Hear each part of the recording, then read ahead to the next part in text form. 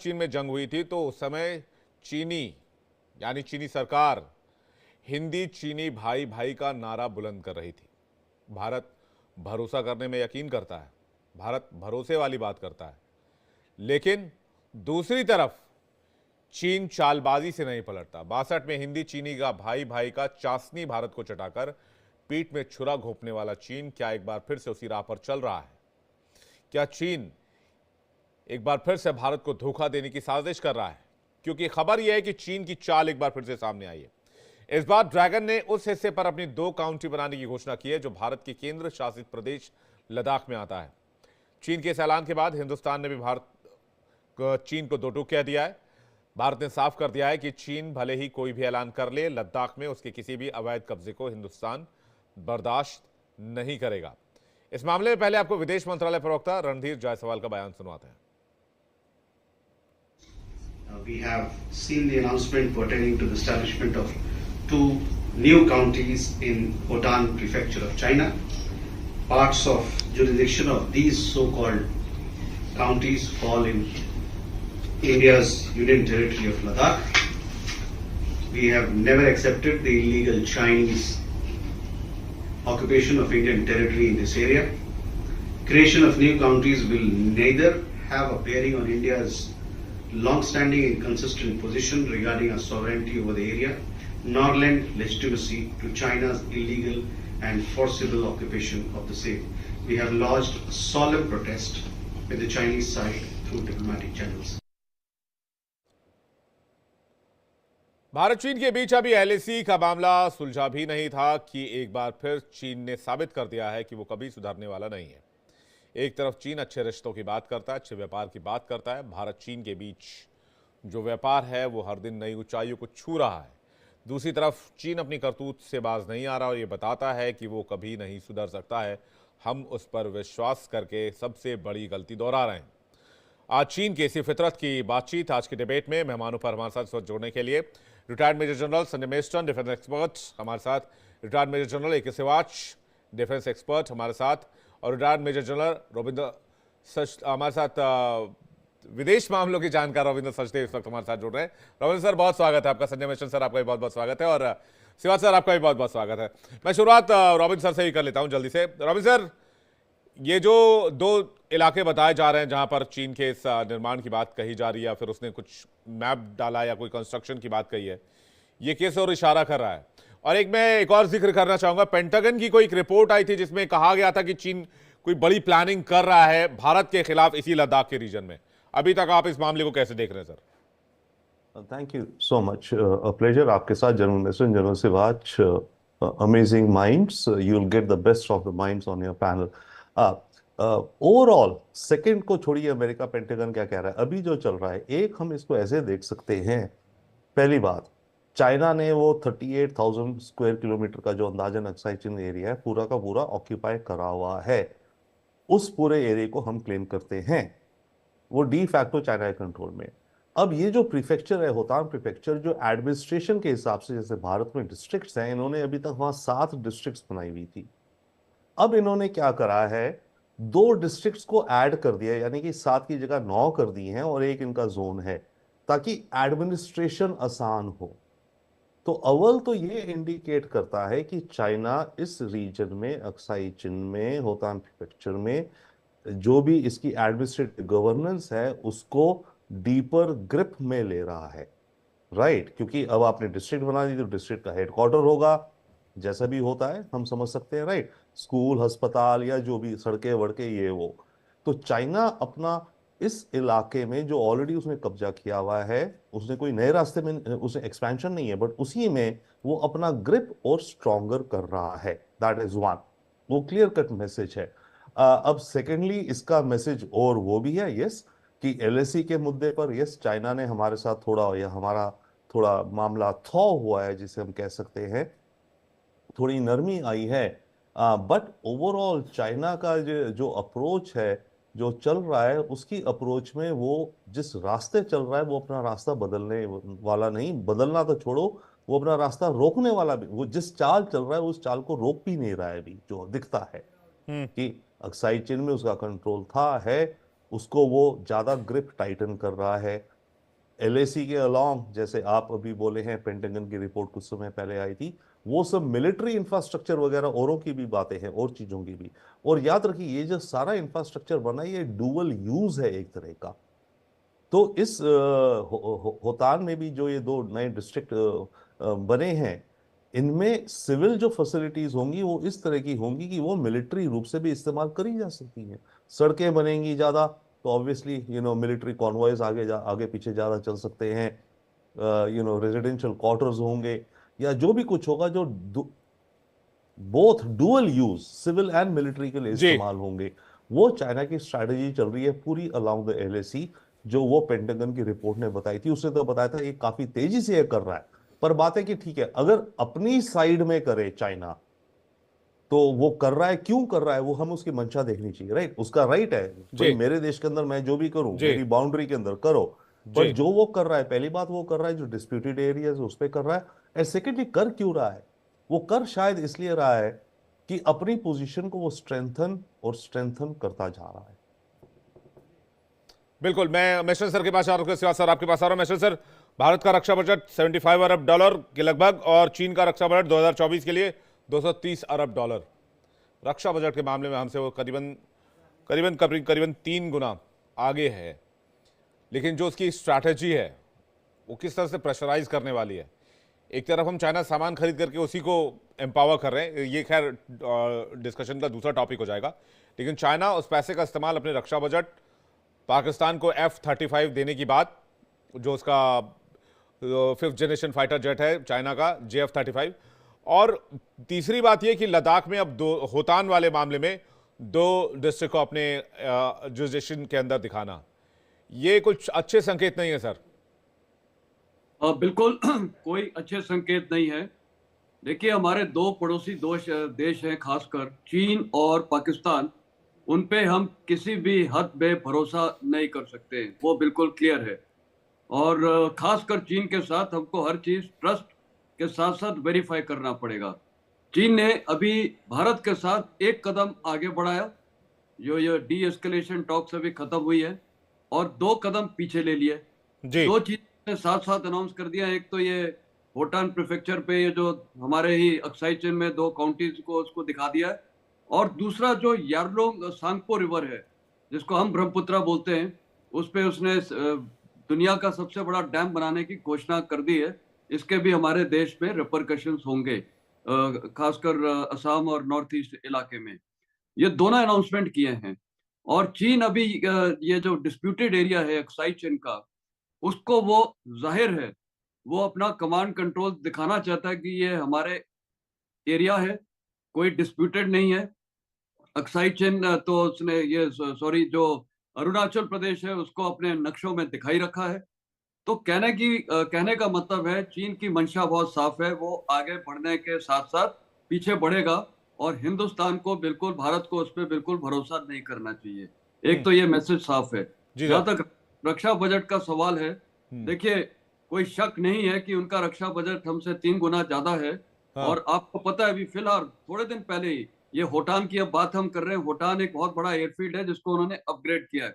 उनके 7 एयरफील्ड्स हैं जो टोटल अपग्रेड हो गए हैं, होतान, होपिंग, यारलुंग, ये शिगाचे वगैरह। तो कहने का मतलब है ये जितने भी एयरफील्ड्स अपग्रेड हो रहे हैं, इसका कोई मतलब है। और जितना भी यहाँ पर बॉर्डर डेवलपमेंट कर रहा है, उसका कोई मतलब है। नहीं तो पहले बिल्कुल सही बात। कोई डेवलपमेंट नहीं है। तो साफ जाहिर है कि ये भविष्य में इसकी नीति भारत के प्रति ठीक नहीं है, और इसीलिए भारत को सतर्क रहना पड़ेगा। और जैसे अभी एयरफोर्स चीफ ने बहुत अच्छा स्टेटमेंट दिया, जो आज भारतीय सेना की एयरफोर्स है, भारतीय एयरफोर्स की जो हालात है, वो 1965 के हालात का वो बता रहे हैं। आज की तारीख में हमारे पास तकरीबन 11.5 स्क्वाड्रंस की कमी है। तो मेरे को लगता है कि भारत का रक्षा बजट बढ़ाने की जरूरत है, और इसके साथ साथ सिचुएशन, बिल्कुल सर, सिचुएशन थोड़ी डिफिकल्ट है, और जिस तरह का आंकड़ा पेश कर रहे हैं यहाँ पर एयर चीफ ने, जिस तरह के आंकड़े रखे हैं, वो वाकई वो टेंशन में डालने वाले हैं।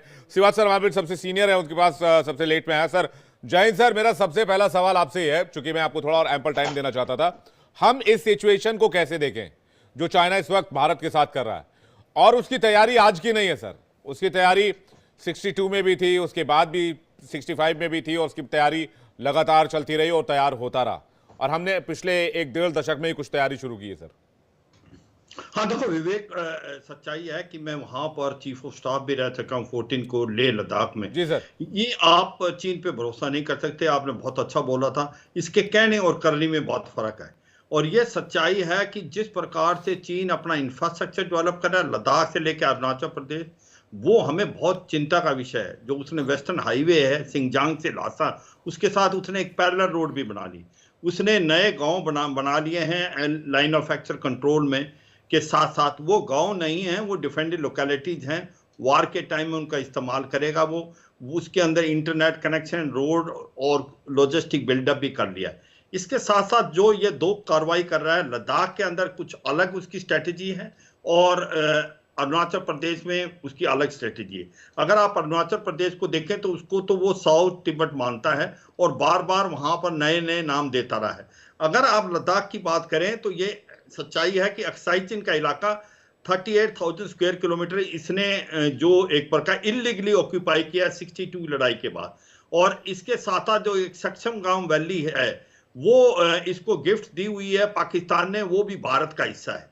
मगर जो ये अब होटन के अंदर जिस प्रकार से मैथसन साहब भी बता रहे थे, एक तो वो अपने सिस्टम को अपग्रेड कर रहा है, अपना इंफ्रास्ट्रक्चर बना रहा है, और उसके साथ एयरफील्ड को बहुत ही ज्यादा मॉडर्नाइज किया है, जिसके अंदर होटन है, होपिंग है, लासा है। ये एक बड़ा चिंता का विषय है। और ये अब जो 2 नाम दिए हैं वो कहीं ना कहीं आपको बताना चाहता है कि ये इलाका इनका है। ये बड़ी सोची समझी साजिश के साथ है, 1 कदम आगे 2 कदम पीछे।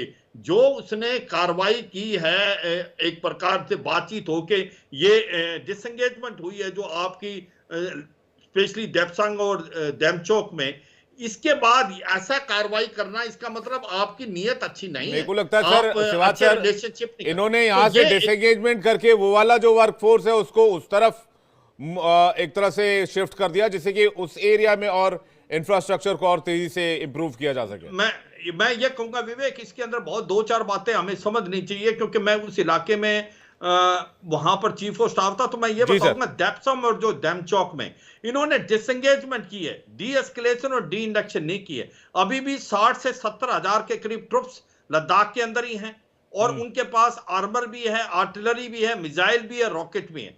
तो ये हमारे लिए चिंता का विषय है, इसको हम लाइटली नहीं ले सकते चीन को। और चीन ने जो कार्रवाई की है, मुझे लगता है वो जो एक प्रकार रूस के प्रेशर में, क्योंकि पुतिन चाहते थे कुछ ना कुछ हो और कोई ना कोई बातचीत हो भारत और चीन के बीच में, क्योंकि वो आइसोलेटेड है। वो अगर दिखाते हैं वेस्टर्न वर्ल्ड को कि चीन और भारत उसके साथ खड़े हुए हैं, तो फिर पुतिन की पोजीशन बहुत ज्यादा ताकतवर होती है। तो मगर ये समझना कि जो चीन बदल गया है, चीन के रिश्ते भारत से अच्छे होंगे, इसमें हम बहुत बड़ी गलती कर सकते हैं, क्योंकि चीन के साथ रिश्ते हमारे सुधर नहीं सकते। और चीन का जो आपने बहुत सही बताया कि उसकी जो इकोनॉमी 5 गुना बेटर है हमारे से, और वो डिफेंस में उसका डिफेंस बजट 3.2 ज्यादा है, 3.2 गुना लगभग। बिल्कुल। इसका मतलब आप ये समझे इतना पैसा खर्च करता है, इसकी missile, rocket, cyber warfare, space warfare, artificial intelligence, इसका इस्तेमाल कर रहा है। दूसरा एयर पावर जो उसने J-35, J-20 जो 5th जनरेशन स्टेल्थ एयरक्राफ्ट डाली है। अभी एक ही देश है वर्ल्ड के अंदर जिसने 6th जो जनरेशन फाइटर जेट को टेस्ट कर लिया। बिल्कुल, एक टेस्ट प्रोटोटाइप 2 कर लिए टेस्ट। तो सच्चाई यह है, चीन के ऊपर आपको बहुत ध्यान देना पड़ेगा। और जो मैथसन साहब बता रहे थे 42 स्क्वाड्रन चाहिए अगर आपको 2 फ्रंट वार लड़ना है चीन और पाकिस्तान के साथ। आज वो घट के 30.5 रह गए। इसका मतलब आपको 12 स्क्वाड्रन की अभी जरूरत है। जैसे जैसे टाइम पास होगा आपकी ये कमी और बढ़ती जाएगी, क्योंकि आपके मिराज 2000 और जो जैगोर हैं और मिग 29 ये भी फेज आउट होंगे। ये बहुत बड़ा कॉज ऑफ कंसर्न है। आपका एम का उसको 10 साल से ज्यादा लग जाएंगे। आपका जो तेजस मार्क 1 अल्फा और 2 है उसके अंदर जो इंजन आने तो 404 और 414 उसमें भी कमी है। मुझे लगता है we need to pull up our sock. Very difficult situation sir, very difficult situation. F-35 या Su-57 कोई ना कोई बातचीत, क्योंकि अब एक रेड लाइन पे आ गए हैं कि आप चांस नहीं ले सकते विवेक, क्योंकि चीन के साथ आप चांस लेना बहुत बड़ी गलती हो जाएगी। Very difficult situation sir. Robin sir के पास जा रहा हूं। सर, क्या किया जाए ऐसे टाइम पे? एक तो चीन को कॉर्नर करने के लिए भारत के पास इस वक्त क्या ऑप्शंस देख रहे हैं आपको, क्या हो सकता है, भारत क्या कर सकता है? हाँ, दो तीन चीजें, एक बिग पिक्चर और कुछ स्पेसिफिक जो खतरे हमें दिखते हैं। जो चीन को काउंटर करने के लिए भारत सबसे अहम चीज कर सकता है वो ये है कि हम अपनी जीडीपी को 7, 7.5, 8% प्रति वर्ष बढ़ाएं। वन। सेकेंडली, इसका एक फ्लिप साइड ये हो जाता है कि हमारी 7-8% तब बढ़ेगी, वैसे सर हम तो बढ़ेगी होपफुली कुछ 6.5-7 है, थोड़ी और बढ़ानी सर है हम तो यहाँ फ्रीबीज ताकि बांटने के हमारे चक्कर में पास। लगे हुए हैं। 5,000 ले लो, 8,000 ले लो, 2,500 ले लो, 10,000 ले लो। सॉरी, इलेक्शंस में ऐसे प्रोमिस किए जा रहे हैं, कहाँ 7.5% जीडीपी सर? देखिए Vivek ji, that's a great point you are making, but big picture में अगर हमारी जीडीपी बढ़ेगी तो हमारे देश के पास ज्यादा पैसा होगा। उसका अगर हम 2% अपनी डिफेंस में लगाते हैं तो 100 रुपए का 2% 2 रुपए होता है। अगर हमारी जीडीपी 200 रुपए है तो उसका 2% 4 हो जाता है। तो एक वो डायरेक्ट बेनिफिट होता है हमारी डिफेंस रेडीनेस को, दैट्स वन। पर उसके लिए मतलब ये भी है कि अगले 5 से 10 वर्षों तक हमें कोई जंग शायद हमारे हित में नहीं है। जंग कभी किसी के हित में नहीं होती, क्योंकि अगर कोई भी जंग हो जाएगी तो हमारा वो जीडीपी ग्रोथ यानी कि हमारी डिफेंस बेनेस कम होगी। तो वो एक प्ले ऑफ चल रहा है। बट ओवरऑल में दो तीन और चीजें हमें देखनी है। अभी जैसे जनरल मिनिस्टर बता रहे थे, we were talking about the अब खतरे देखो। ये जो डैम बन रहा है, जो ब्रह्मपुत्र हमारी है, ये चाइना या तिब्बत में इसको यारलांग सांगपो या कुछ कहते हैं। ये डैम दुनिया का सबसे बड़ा डैम बन रहा है। ये डैम इतना बड़ा है, आपको अंदाजा दे हम अपने व्यूअर्स को, कि ये बिजली जनरेट करेगा करीब 35 गीगावाट हाइड्रो। हमारा टेहरी डैम अगर देखा हो या अंदाजा हो, टेहरी डैम 1.5 गीगावाट करता है। हमारा भाखड़ा नंगल डैम भी 1.5 से भी कम करता है। तो ये उन भाखड़ा या टेहरी डैम से 20 15 20 गुना बड़ा है। अब क्या होगा, जहां वो बन रहा है उस पूरे इलाके में, एक तो इतना बड़ा डैम है तो चाइना अपना पानी इरिगेशन के लिए यूज कर लेगा, ड्रिंकिंग। वो अलग बात है कि हमारे लिए ब्रह्मपुत्र में पानी कम आएगा, जिसके चलते हमारे नॉर्थ ईस्ट में मानो इरिगेशन की कमी हो जाए। वो एक छोटी छोटी नहीं, बहुत बड़ी बात है। जी नेक्स्ट बड़ा खतरा है कि इतना बड़ा डैम, इतना बड़ा प्रोजेक्ट प्लैनेट अर्थ में कभी नहीं बना है। ये बनेगा तो अर्थ की जो स्टेबिलिटी, सॉइल वगैरह की, अर्थ की पॉसिबिलिटी क्या होती है। और बाय द वे, लास्ट में कहूंगा, अगर हम मानो आर या पार की लड़ाई में आ जाते हैं, चाइना और इंडिया, सपोजिंग हम नहीं होगा कभी, चाइना इसको एज अ वाटर बॉम्ब इस्तेमाल कर सकता है। वो उस डैम को, ये होगा नहीं कभी, बट अगर प्लानिंग है, आर या पार है, न्यूक्लियर वॉर हो रही है, जो भी कुछ हो रही है, जब दो देश टोटल पे आ जाते हैं, उतनी बड़ी कभी नहीं होगी, राइट। बट ये हमारे लिए इतना बड़ा डैम है कि अगर उसको खोल दिया जाए एज अ वाटर बॉम्ब, हमारा पूरा आधे से ज्यादा नॉर्थ ईस्ट फ्लड में आ जाएगा, हमारा नॉर्थ ईस्ट कटने के कगार पे आ जाएगा। सो वो डेंजर है। बट मीनवाइल सबसे बड़ा डेंजर ये है कि, आई मीन चैलेंज ये है कि हमें पानी कम, हमारी इरिगेशन कम ब्रह्मपुत्र पे।